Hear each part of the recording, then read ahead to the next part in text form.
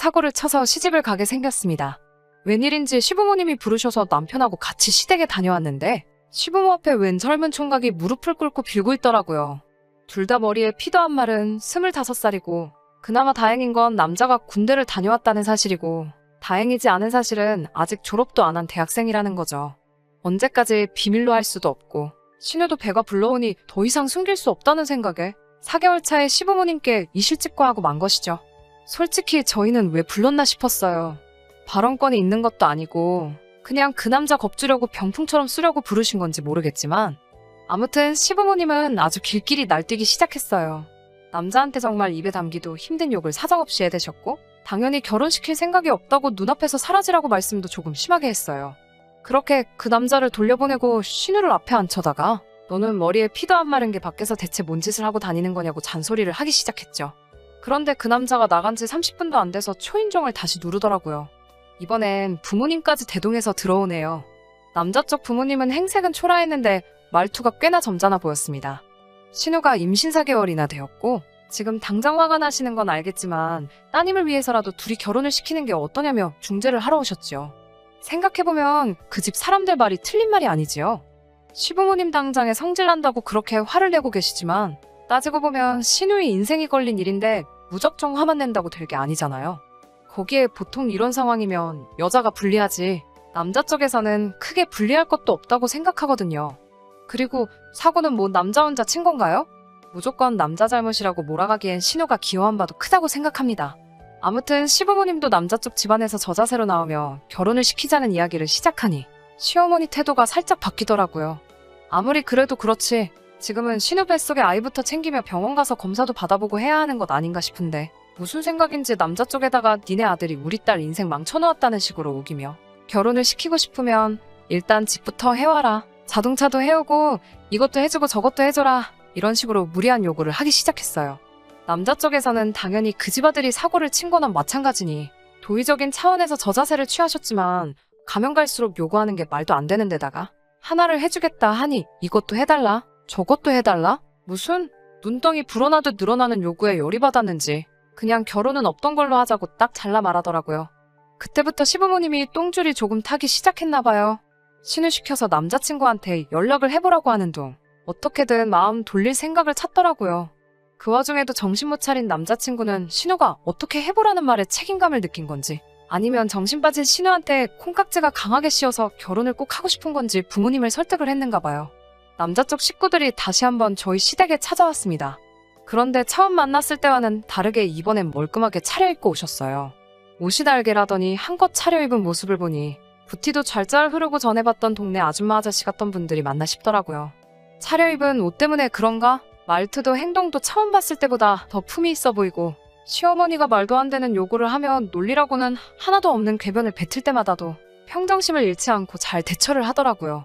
알고 봤더니 그 집 아버지는 지역에서 독점으로 사업을 크게 하고 있었고 어머니는 공무원 출신으로 집안이 상당히 좋고 재산도 꽤 있는 것처럼 말하더군요.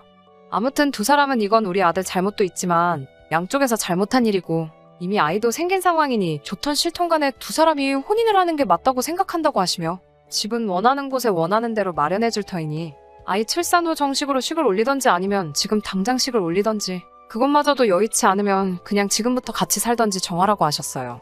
집을 원하는 곳에 해주겠다는 말에 시어머니 눈이 반짝하시며 근방에서 제일 비싸고 신축인 브랜드 아파트 이름을 대며 그 아파트도 해줄 수 있냐고 물으시니 남자 쪽 아버지는 시모 질문에 말씀드렸다시피 원하는 곳에 원하는 대로 마련해주겠다고 자신있게 대답하시더군요.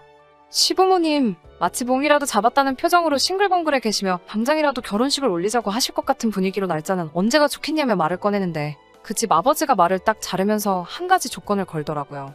관습적인 건 부족함 없이 다 지원을 해주겠으니 당신들의 성의도 봐야겠다고 하셨어요.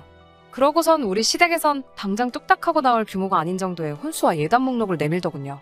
한번 당해보라는 식으로 요구한 게 티가 나기는 했지만 끝까지 말투에는 품위와 예의가 느껴졌어요. 저자세로 나오는 그분들을 우습게 보고 갑질 아닌 갑질을 하면서 한몫 뜯어내려는 심보가 눈에 보이니 아예 남자 쪽 집에서 우리 시부모 형편을 알고 한 방 먹이기 위해 작정을 하고 제안을 들고 오신 거죠. 그분들이야 지역유지에 노후 준비까지 다 되어 있는 빵빵한 집안이지만 저희 시댁은 사실 땡전 한 푼 없거든요. 가진 거라고는 더러운 성질 말고는 내세울 게 아무것도 없는 사람들이에요. 그쪽에서 결혼을 하려면 맞춰줘야 할 확실한 조건을 들고 나오니 당장 심호도 엄두가 나질 않는지 주춤하시더라고요. 현실을 직시하니 정작 자기들은 몸뚱이 말고는 가진 게 하나도 없다는 걸 깨달으신 거죠. 시부모님이 그분들 제안에 어떻게 할 수 있다, 없다 가타부타 대답을 하지 못하고 있으니 순식간에 상황이 역전이 되어버린 거죠. 그 집 사람들은 그렇다면 언제까지 결정을 내리고 다시 이야기하도록 하자고 말하고는 통쾌한 표정으로 유유히 자리를 뜨셨어요. 시모는 허탈한지 닥쳤던 개마냥 현관문 쪽만 바라보고 있더라고요. 하지만 이 모든 상황을 옆에서 지켜보는 제3자인 제가 볼 때는 다른 건 모르겠고 신우 뱃속의 아이만 불쌍하더라고요. 엄마와 할머니가 될 여자가 태어나지도 않은 자신을 가지고 계산기만 두들기고 있다는 걸 알면 얼마나 마음이 아플까 싶었습니다. 제가 시집 올 때도 많이 힘들었어요. 시댁 정말 가진 것 하나도 없으면서 요구하는 건 더럽게 많았어요. 당시에 아버지 사업이 잘 안 풀려 집안 형편이 어렵던 시절이라 저희 쪽에서 해갈 수 있는 게 거의 없었어요. 하지만 시댁도 요구하는 거에 비해 뭐 하나 해줄 형편이 안 되었기 때문에 그냥 양쪽 다 집안에서 지원받는 건 없는 걸로 하고 남편과는 단칸방부터 시작하기로 했었어요. 피차 저도 남편도 서로 해온 건 없는데 저는 결혼 생활하면서 시댁 간섭도 많이 받아야 했고 별 쓸데없는 일로 종로를 식모노릇도 해야만 했어요. 그래도 묵묵히 살았지요. 남편 하나만 바라보고요. 단칸방 생활 시작했지만 둘이서 힘을 합쳐가며 지금은 전셋집을 구해서 살고 있습니다. 그때까지는 제 남편이 없이 자랐어도 저를 지탱해주는 든든한 동반자라고 생각을 했어요. 저희가 전셋집을 구한 시점쯤부터 해서 친정아버지 사업이 잘 풀리기 시작했어요. 아버지께서 제가 시집갈 때 해준 게 없던 것이 늘 마음에 걸렸다며 저만 보면 뭘 자꾸 해주시려고 안달이셨어요. 애초에 없이 시작한 거 저는 필요가 없다고 거절을 했더니 전 그렇다면 아파트를 한 채 해주겠다고 하시더라고요. 물론 당장은 그 정도의 목돈이 없으니 무리이고 조금씩 돈을 모아서 대출 없이 한 번에 구해주겠다 하셨습니다. 그런데 그 약속을 하시면서 저에게 남편이나 시댁 식구들한테는 집을 구해줄 때까지는 비밀로 해달라는 당부를 하시더군요. 이유를 물었더니 저보고 알지 않느냐고 결혼하기 전에도 그쪽 집안에서 돈을 가지고 얼마나 유난을 떠셨는데 집 해준다는 사실을 알면 집은 고사하고 저한테 남는 게 아무것도 없을 거라며 제가 남편을 얼마나 신뢰하고 사랑하는지는 알고 있지만 아버지 말 한 번만 믿고 이것만큼은 비밀로 해달라 하셨어요. 남편에게는 말해도 되지 않나 싶다가도 저도 시모에게 당했던 게 있으니 조심해서 나쁠 건 없겠다는 생각에 그렇게 하기로 했고요. 이번 신우의 일도 사실 제가 친정아버지께 부탁하면 어느 정도 도와줄 수 있었지만 일부러 관여를 하지 않았어요. 하다 정 안 된다면 그때 가서 제가 조금이나마 보태줄 의향은 있었지만요. 그런데 시어머니는 당장 남자 쪽 집안에서 요구하는 걸 맞출 수 없다는 생각에 많이 화가 나셨나 봐요. 그 상황에서 남 탓을 하기 시작하더라고요. 남 탓이라기보단 제 탓을 하셨죠. 며느리라고 하나 있는 거 이럴 때 도움도 안 되고 쓸모가 없다고요. 그러면서 제가 아이가 없는 걸 가지고도 뭐라고 하시더라고요. 아직 때가 되지도 않은 신우는 벌써부터 아이를 가졌는데 대를 이어야 할 며느리는 임신도 못하고 저러고 있다고요. 제가 몸이 안 좋아서 아이를 가질 수 없는 몸이기는 한데 그걸 가지고 또 제 속을 후벼 파시니 마음이 안 좋았어요. 왜 시부모님이 돈 마련할 방법이 없어 생긴 스트레스를 저한테 푸는 건지 이해가 가지 않더라고요. 결혼 생활 8년을 넘게 참아왔는데 더 못 참을 게 있나 싶어서 그냥 참았어요. 따지고 보면 제 일도 아니고 신우 일이었으니까요. 그런데 아무 말도 안 하고 있으니 더 심한 말을 합니다. 대까지 끊어놓는 것도 속에서 천불이 나 죽겠는데 거지 같은 집구석이라 이럴 때 도움도 하나도 안 된다고 하시더군요. 시어머니가 대놓고 저와 제 아버지를 욕보이고 있는데도 남편은 거기다 대고 아무 말도 하지 않고 있다가 대뜸 저랑은 상의도 한 번 없이 시어머니에게 우리 전세금 빼서 돈을 마련해 줄 테니 일단 신우부터 시집을 보내자고 하더군요. 전세금 빼고 나면 우리는 시부모님 집에 들어와서 살면 되니 일단 급한 불은 끌 수 있지 않겠냐고 하네요. 그 돈이 어떻게 마련한 돈인데 남편은 우리가 함께한 고생은 생각하지도 않고 오직 사고친 신우 시집 보내는 거리에서 그 돈을 헌납하겠다 잘도 말을 하더라고요. 시어머니는 대번에 신우 시집 보낼 돈도 생기고 부려먹기 쉬운 식모까지 꽁으로 생기니 대번에 무릎을 탁 치며 좋다구나 타령을 하시더군요. 여태까지 저를 위해준다고 생각했던 남편의 모습은 힘든 시기를 이겨내기 위해 저 혼자서 만들어낸 허상이었나 봅니다. 제가 아주 콩깍지가 단단히 씌어 있었나 봐요.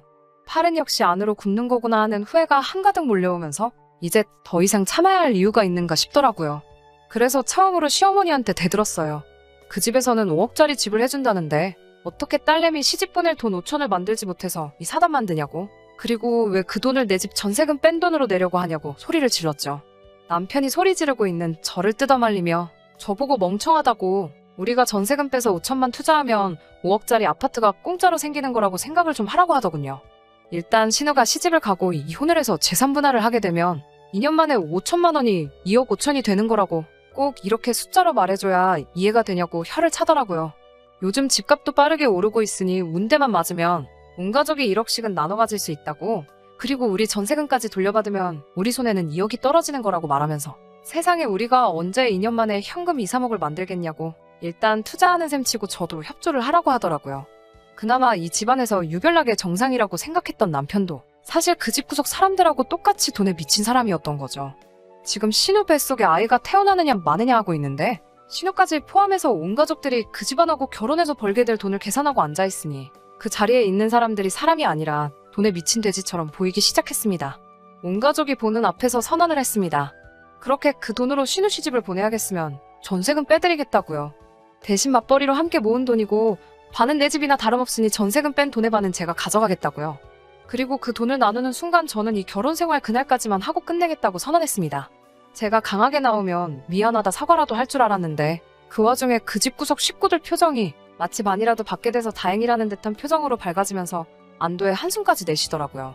그러면서 돈 1,000만 원은 어디서 구해야 하냐며 상의를 하더니 저보고 가져갈 땐 가져가더라도 1,000만 원은 나중에 받아가면 안 되겠냐고 물어보더군요. 그 순간 정말 남아있던 일말의 정마저도 다 떨어져 버렸어요. 전세금을 빼고 저희 집 짐을 시댁으로 옮기는 그날 저는 아버지에게 전화를 했어요. 회사에서 쓰시는 외제차를 끌고 저를 데리러 오셨습니다.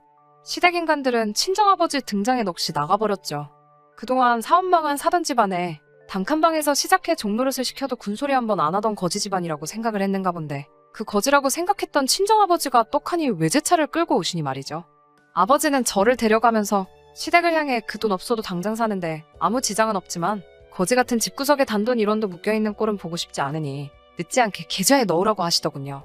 그깟 5천만 원, 내 딸아이 사람 대접만 해줬어도 내주는 건 문제도 아닌데 결혼할 때부터 사람을 돈으로 생각하는 그 모습이 온 가족이 아주 다 똑같은 사람들이라고 손가락질을 하셨어요. 아들내미 결혼시킬 때 자식 장사를 못해서 그동안 얼마나 속이 아팠겠냐고 콕 집어 한마디 했고요. 신우 결혼은 축하할 일이고 이제 내 딸은 내가 다시 데려갈 테니 2번 다시 엮이지 않으면 좋겠다고 말하고 저를 차에 태우고 출발하셨어요. 아버지 차로 미러로 그 작자들을 슬쩍 쳐다봤죠. 어쩔 줄 모르고 멍하니 서서 멀어지는 아버지 차만 바라보고 있는데 차가 멀어지는 만큼 똑같이 멀어지는 남편과 시댁 식구들을 보니 참 오만 가지 감정이 오고 가더라고요. 어려울 때 가장 힘이 되는 건 남편이 아니라 가족이었네요. 제가 참 어리석었어요. 언젠가 볕들 날이 오겠지 싶어 참아온 허송세월이 안타깝기만 하더라고요. 그래도 이제 다시 부모님과 함께 살게 되니 저는 다시 집안의 공주님이 되었네요. 아버지 출근하고 적적하신 어머니 말동무가 되어주고 일 끝나고 지치신 아버지한테 애교도 부려보고요. 내 존재가 이렇게 소중할 수 있는지 새삼 깨달았습니다. 후기라고까지 할 건 없지만 얼마 전에 남편이 용서를 구하며 연락이 와서 최근 소식 한번 전해드려요. 신우는 그렇게 조심성 없이 까불더니 결국 유산을 했다네요. 인과응보라고 해야 할까요? 오고 가던 결혼 이야기도 순식간에 사라지고 남자 쪽에서 병원비 내주는 선에서 마무리를 지어버렸다고 합니다. 신우가 파혼을 하고 자기도 많이 반성을 했으니 다시 합치자고 제안을 해오네요. 제가 원한다면 시댁과는 아예 인연을 끊고 살겠다고요. 저는 다 필요 없다고 대답했어요. 신우가 그렇게 된 것도 너가 나를 잃게 된 것도 전부 자업자득이라고요. 신우도 애초에 남자 쪽 제안을 받아들였으면 적어도 결혼을 해서 적당한 지원을 받으며 살고 있었겠죠. 남 탓만 하는 사람들이 애초에 자신들이 일을 해결할 생각은 하지 않고 남이 덕만 보려고 하는 건 양심이 없는 거라고 이제 2번 다시 저한테 연락할 생각 하지 말고 그렇게 자식 장사해서 어디서 호구라도 물어서 인생 역전 제대로 한번 해보라고 하고 전화를 끊어버렸어요. 바닥부터 시작해 8년 동안 함께 고생해가며 많은 정이 들었던 남편이지만 저한테는 이제 그 어떤 후회도 남지 않네요. 이대로 제가 다시 다른 사람을 만나지 못한다고 할지라도 저는 저에게 새롭게 주어진 인생의 막을 살아야겠어요. 긴 이야기 끝까지 들어주신 분들 너무 감사드립니다. 가정에 언제나 평안과 행복 깃드시고요. 저는 이만 사연 줄이도록 하겠습니다.